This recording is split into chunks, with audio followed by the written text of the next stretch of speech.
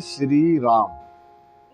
मंगल भवन मंगल हारी, द्रबहु के दशरथ अजर बिहारी। रामायण सुर तन की छाया, दुख भय दूर निकट हरि आया। जय श्री राम। मैं इस रामायण को प्रथम पाठ से लेकर चल रहा हूँ और बालकांड चल रही है और इसका 33वां प्रश्न नंबर संख्या है और हमारा YouTube चैनल पर इसका भाग नंबर 11 है और आज हम जो दुआ है वो हमारा 12वां है।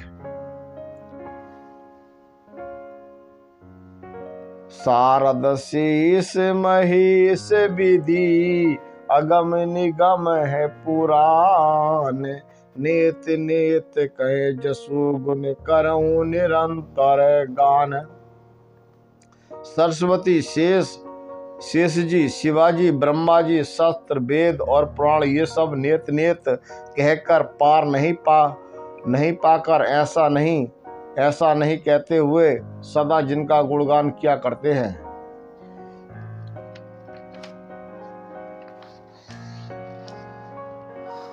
अरे सब जानत प्रभुता सोही, तदपि कहूँ बिन रहना है कोही। तहाँ वेद यस कारण राखा, भजन प्रभु भांति बहु भाषा।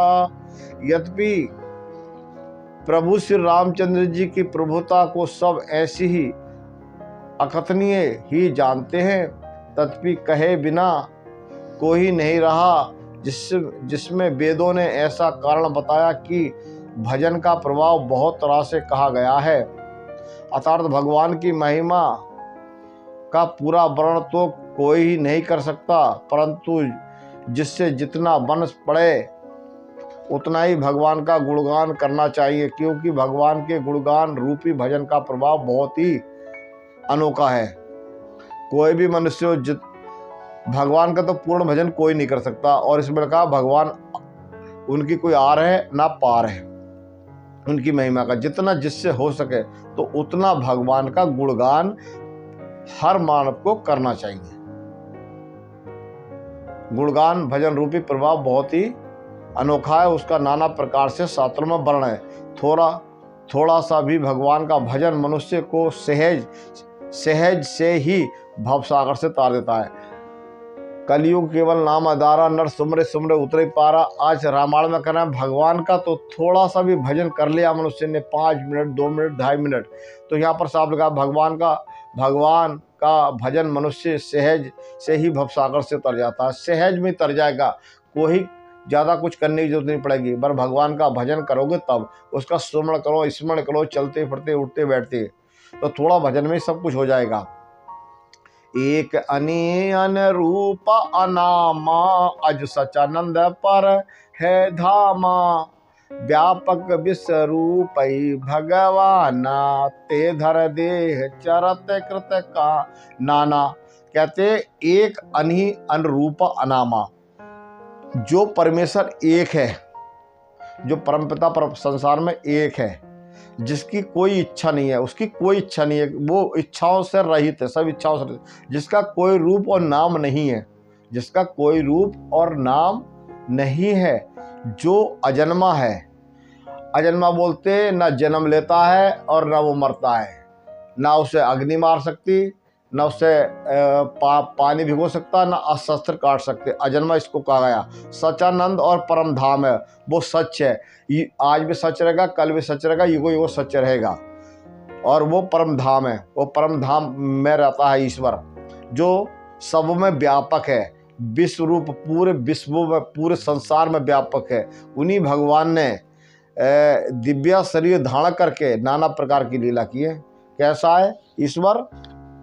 अजन्मा है, सचानंद है, परम धाम है, जो सब में व्यापक है, सब चीज़ों में कण कण में व्यापक है, विश्व रूप है। उन्हीं भगवान ने दिव्य शरीर धारण करके नाना प्रकार की लीला की संसार में। अरे सो केवल भक्तन हित लागी, परम कृपाल प्रंत अनुरागी। जे जन पर ममता अनुचोहूँ, जे ही कारण कर कीनना को हूँ।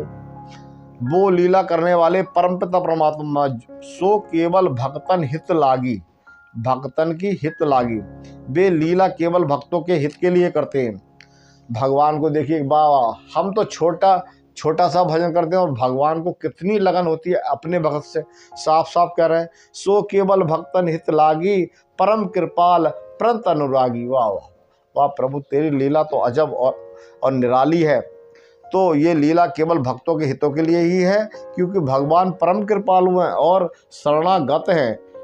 मनुष्य कितने भी गलत काम कर ले तो तब भी अपनी शरण में ईश्वर बुला लेता है उस मनुष्य को। जो परमात्मा का भजन करता है वो शरणागत हैं और बड़े प्रेमी हैं। उनके अंदर इतना प्रेम है, इतना प्रेम कि आप लाख भी पाप कर लोगे तब भी उनकी शरण में जाने पर वो बख्श देंगे आपको। और कोई बख्शने वाला संसार में न जन्मा है और ना ही जन्मेगा। एक ईश्वर ही ऐसा है जो मनुष्य पर कितने भी पाप पुण्य करने पर भी उसको बख्श देता है। जिनकी भक्ति पर बड़ी बड़ी ममता और कृपा है, जिन्होंने एक बार जिस पर कृपा कर दी उस पर फिर कभी क्रोध नहीं किया।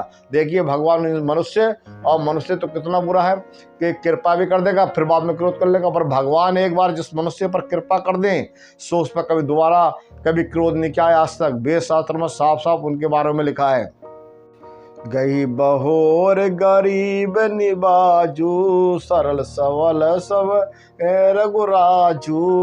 बुद्ध बरनऊ हरि अस है जानी, करऊ पुनीत सुबल निजवानी। वे प्रभु रघुनाथ जी गई हुई वस्तुओं को फिर प्राप्त करने वाले गरीब निवाज, दीनबंधु और सरल रूप स्वभाव है। वो भगवान कैसे हैं? गरीब निवाज दीन बंधु, दीनों पर दया करने वाले, सरल स्वभाव बोलते कभी उन्हें क्रोध नहीं आता है। ऐसे ठंडे स्वभाव के वो प्रभु हैं और सर्वशक्तिमान है, सबके स्वामी हैं। ये समझकर बुद्धिमान लोग उन्हें हरि का यश वर्ण करके अपनी वाणी को पवित्र और उत्तम फल कहते हैं। जो मनुष्य उनका गुणगान करता है तो उनकी वाणी भी शुद्ध हो जाती है, उनके विचार भी शुद्ध हो जाते हैं। ऐसे में वाणी को पवित्र, और उनकी वाणी पवित्र होती है और मोक्ष और दुर्लभ भगवत प्रेम देने वाला बनता है। तेहि बलर में रघुपति गुण गाथा, कहूँ नाहि रामई पद माथा। हरि मुनि प्रीतम हरि की रति गाही, ते मग चलत सुगम मोय भाई। उसी बल से महिमा का अर्थ वर्णन नहीं परंतु महान फल देने वाला होता है। और ये समझकर भागवत कृपा के बल पर ही मैंने श्री राम जी के चरणों में सिर नवाकर रघुनाथ जी के गुणों की कथा कहूँगा। इसी विचार से वाल्मीकि और व्यास आदि मुनियों ने पहले श्री हरि कीर्ति गाई और भाई उसी मार्ग पर चले, फिर मेरे लिए सुगम होगा। जय श्री राम।